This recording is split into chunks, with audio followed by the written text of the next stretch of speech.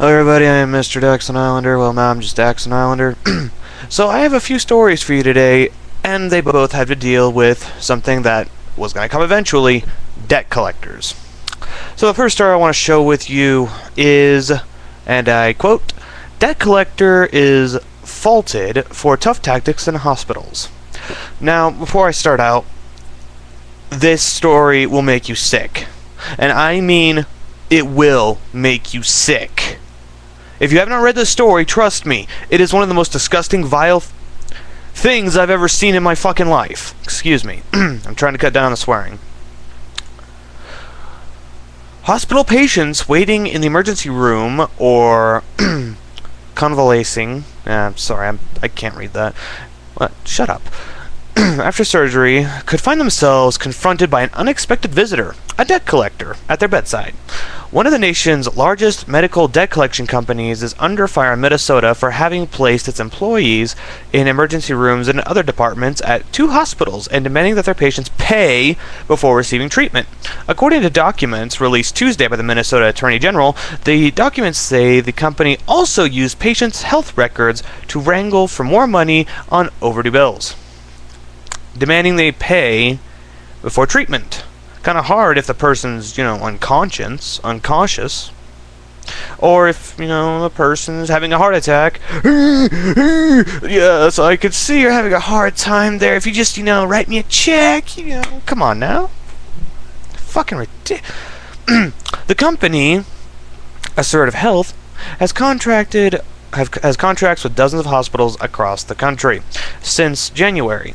It has faced civil lawsuits filed by the Attorney General Lori Swanson of Minnesota, alleging that it violated state and federal debt collection laws and patient privacy protections. Where's HIPAA on this? HIPAA. Ms. Swan, though not bringing further charges on Tuesday, said she was in discussions with state and federal regulators to prompt a widespread crackdown on assertive health practices in other states. I have every reason to believe that what they are doing in Minnesota is simply company policy, policy practice, same difference. She said in an interview, but declined to be more specific. An Assertive Health spokesman said, "We have a great track record of helping hospitals enhance their equity of care, their quality of care." What? What do you want from us? Just let me have treatment and don't let me die. That's kind of against the law. As a growing number of hospitals struggle under a glut of unpaid bills, they are turning to companies like Assertive. To win promised savings, all hospitals have to do is turn over management of their frontline staffing, ranging from patient registrators to scheduling and billing, and their back office collection activities. Assertive says it has such arrangements with some of the country's largest hospital systems to help reduce their costs. Indistinguishable from medical staff members, can't tell between actual medical staff and these debt collectors. They're indistinguishable. I'm sorry, I lost where I was. Indistinguishable from medical staff members, Assertive employees register patients, take down sensitive health information, and champion aggressive bill collection goals, with incentives like gift cards for staff members to company records show. The company records show. It's absolutely stunning, quote, "It's absolutely stunning that the company has systematically trampled on patients' rights, perverting the charitable mission of a hospital," Ms. Swanson said in an interview. And charitable, no, that's kind of where I'm not really agreeing with that, because there is a private, it does have a right to charge for its services, but we'll move on. We'll come back to that later, I think. Assertive is one of a group of debt collecting companies specializing in healthcare collections.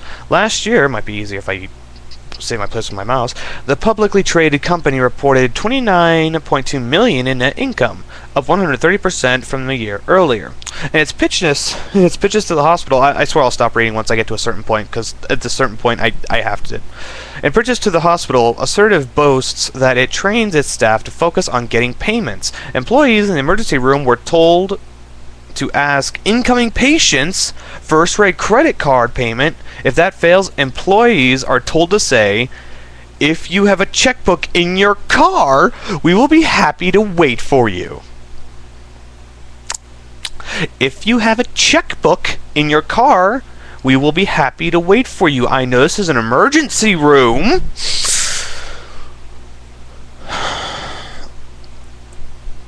And you're probably dying or having a severe...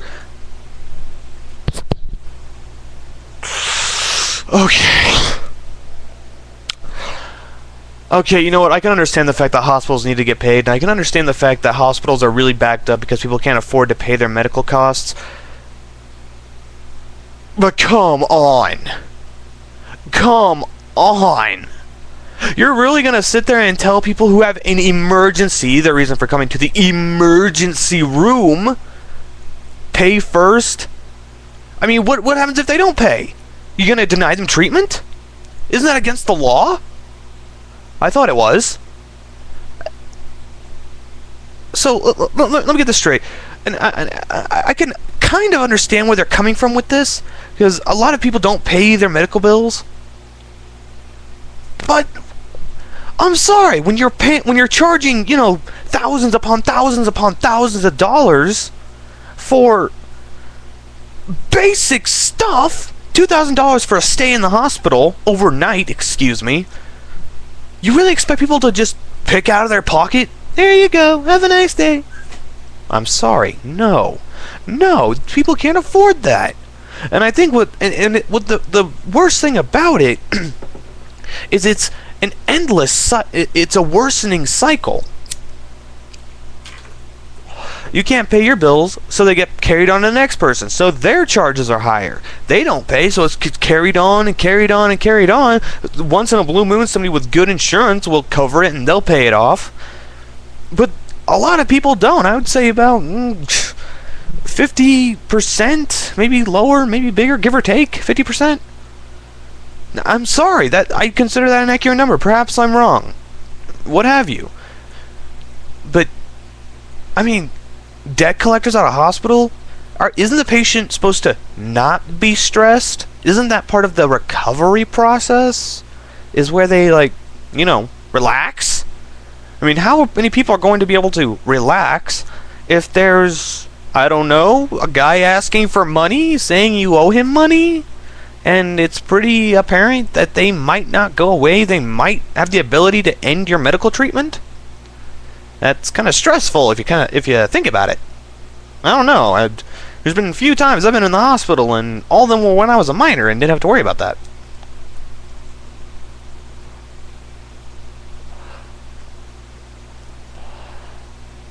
It's not clear how many times the quote-unquote stop list induced patients seeking emergency care to leave the hospital. I can guarantee you, it's been a lot.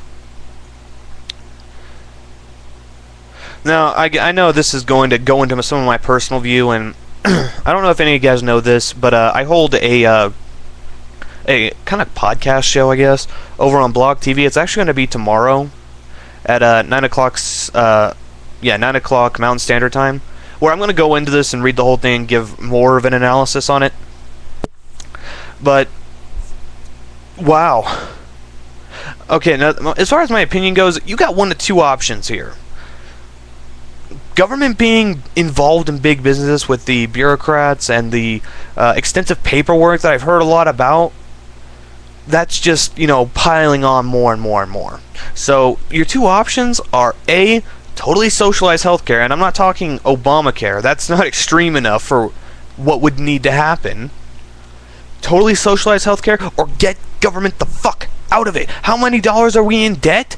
I mean, hell, they're debt collectors of the hospital. Come on. There's no denying the debt now. They'll go to the hospital and deny you treatment. You can't deny that. So, yeah, there's a lot of debt. And, oh my god. So I'm just gonna move over to the other debt story, which is pretty much in the vicinity of debtors' jails.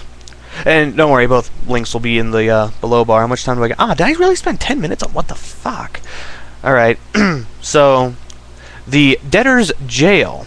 Now, everyone knows back in, what was it, 1930s? Or 18? Yeah, it was 1830s. Debtors' jails were taken away because, well, they weren't really efficient. If you can't work, you can't pay back your debt if you're in jail. Blah, blah, blah. How did breast cancer survivor Lisa Lindsay end up behind bars? She didn't pay a medical bill. One, the Heron Ill teaching assistant was told she didn't owe. She got a $280 medical bill in error and was told she didn't have to pay it, the Associated Press reports. But the bill was turned over to a collection agency, and eventually state troopers showed up at her home and took her to jail in handcuffs. Although the U.S. abolished debtors' prisons in the 1830s, more than a third of the U.S. states allow police to hold people who don't pay all manner of debts, from bills to healthcare services, credit cards, and auto loans. In part of Illinois, debt collectors commonly use publicly funded courts, sheriff deputies, and county jails to pursue people who owe them small amounts to pay up, according to the AP. As I said, it's below. I wish I was making this up, but I'm not. America's made its bed, now it's got a lie in it. I just didn't think it... I guess it would come this quickly, wouldn't it? So, basically, we've racked up our debts. Now they're coming to collect. And since so many people said, I don't have the money for so long, now they're saying you better get the money, your ass is going to jail.